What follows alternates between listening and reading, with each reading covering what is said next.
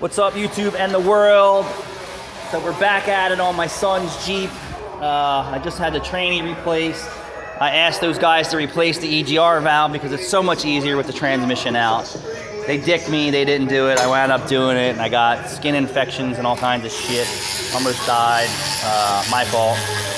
But they could have avoided all that if they would have changed the EGR valve on this 3.8.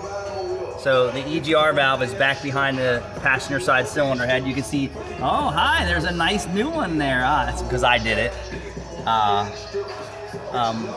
But what I didn't do is go to the next step a little bit further and see what the problem was.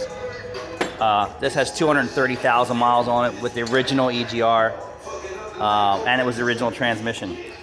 But this is the EGR tube that goes into the intake manifold. This is the top part. These two square ports were completely closed off, and it gave a pintail position code only, which was weird because typically we get a flow code. But nevertheless, if you're going to do your EGR valve, make sure that you take this out and inspect the tube and make sure it's not clogged.